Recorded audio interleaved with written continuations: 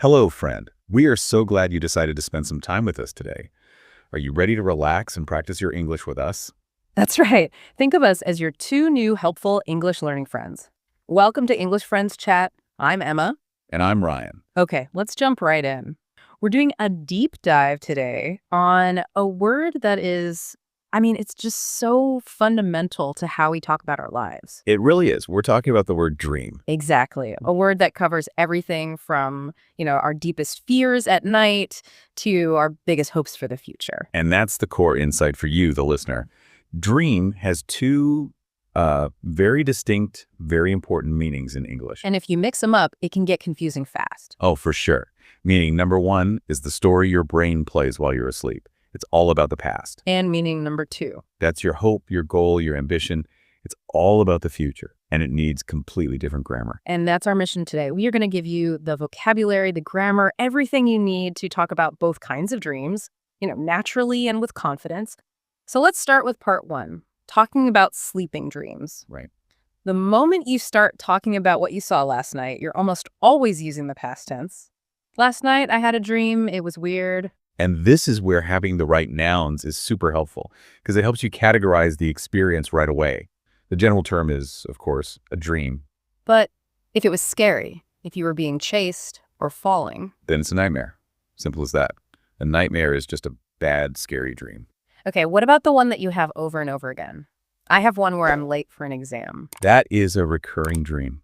It's so common. That stress of being late for a test, even if you graduated, a decade ago. I find it so interesting when someone talks about a vivid dream. What exactly does that mean? A vivid dream is one that feels incredibly real. It's clear, it's colorful, and you wake up remembering these tiny little details, almost like you just watched a movie. And then there's the really weird one, a lucid dream. Yeah, this is special. A lucid dream is when you actually know that you're dreaming while you're still in the dream. So you're aware of it. You're aware, and sometimes you can even, control what happens. We have to pause here for a second because there's one word that always confuses people, a daydream. Where does that fit in? Because you're not sleeping. It doesn't fit in at all, and that's the key thing to remember. A daydream is when you're wide awake, but, your mind is somewhere else. You're in a meeting, but you're thinking about being on a beach. Exactly. It's an awake fantasy, not a sleeping one. So to talk about this, the verb we use is usually to have a dream. Yeah, or you can say you dreamed or dreamt. Both are correct. But I had a dream is probably the most common. I had the strangest dream last night. And using good adjectives is key. You could say it was weird or scary or vivid. Or even blurry. If you can't really remember the details clearly. That's a great word to use. This is such a fun way to start a conversation because everyone does it. You could just ask, do you ever have that recurring dream where let's try a quick role play. Let's do it. I'll be your friend listening to your problem. I'm so tired today. I slept terribly. Oh, no, really? That's the worst. Why? I think I had a nightmare all night long. Oh, that's awful. What was it about? It was that classic stress dream. I dreamt I was back in school and I had a final exam for a class I didn't even know I was taking. I hadn't studied at all. Oh, I hate that dream. It was so stressful. That is the definition of a classic stress dream. I have that one all the time. It really tells you what your brain is worried about. See, it's immediate. It's relatable. And, a common next step in that conversation is dream interpretation. It's just for fun, but people love to ask, what do you think it means? Right? Like if I said, I dreamed I was flying. The immediate response is usually something like, oh, maybe that means you feel free or that you're ready for something new. It just shows you're engaged in the conversation. Okay, so we've covered the past. Now we have to make this really important switch. From our sleeping self to our achieving self. Exactly. Let's get into part two, talking about future dreams. This is all about hopes, goals, ambitions. This is where you build really deep connections with people. And the vocabulary is a bit different here. It is. A dream is still used, but here it's the big emotional idea. Like, my dream is to travel the world. So it's less specific. Right. But a goal is when you take that dream and you make it specific. You add a plan.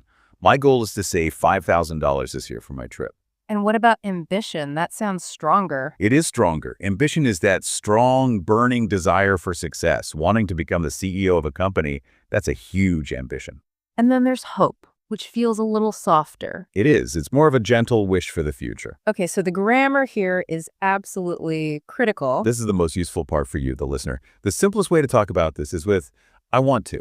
As in, I want to learn guitar. Simple, direct. Then there's I hope to. A little more optimistic, a little more polite. I hope to get a new job. And even softer is I'd like to. Right. I'd like to move to a warmer country someday. It's a nice, gentle way to express a desire. Okay, now, for the one you said is the most important rule. This is it. Pay close attention. When you use the verb to dream about the future, you must say, I dream of, or I dream about, followed by a verb with ing. So you can't say, I dream to travel. No, that's the mistake. You must say, I dream of traveling the world. The pattern is dream of plus the ing verb. That's how you signal it's a deep, long-held hope. Got it. And what if your dream is already a plan? Then you use the strong structure. I'm going to study in Canada next year. That tells the listener it's already in motion. It's happening. And asking about this stuff is how you have those deeper conversations. You can ask, what are your goals? Or talk about your bucket list. Yeah, the bucket list is a great concept. All the things you want to do before you, Before you kick the bucket. Exactly. Let's try a role play for this one. Okay, lead the way. I was thinking today, this is a great job. It really is. But it's demanding. It is. Is this your dream job, though? It's a good job, but Yeah. my real dream is to be a writer. Oh, really? That's so interesting. That's a huge ambition. Are you working on a book? Not yet. For now, it's just a goal. I hope to start writing a little every day. What about you? What are your ambitions? My main goal right now is actually to save money. I want to buy an apartment in the next 2 years.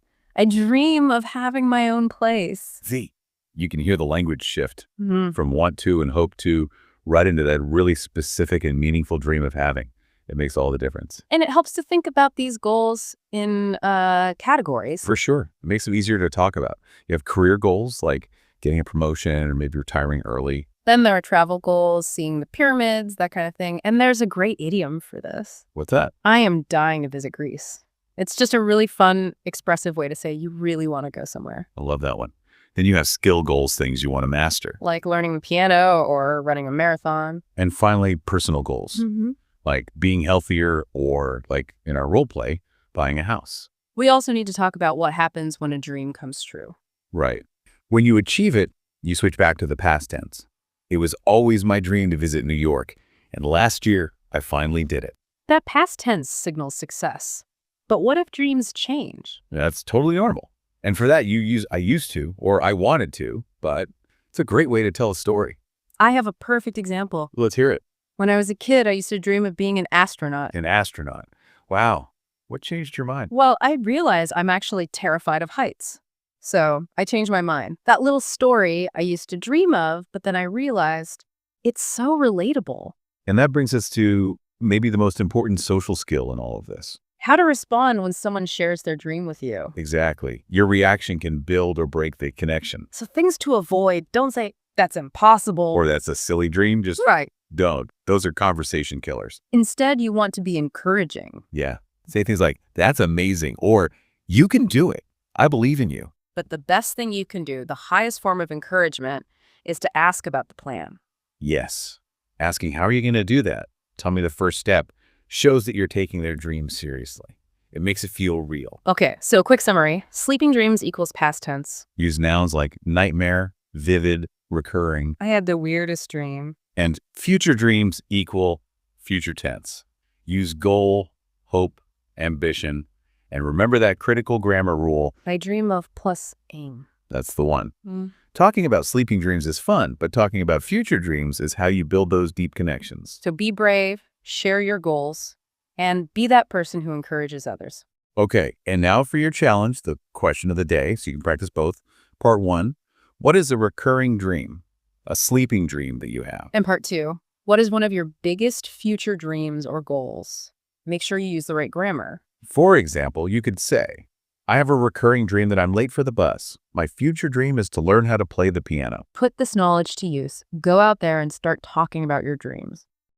That's it for today. If you enjoyed this video, make sure to like this video and subscribe our channel.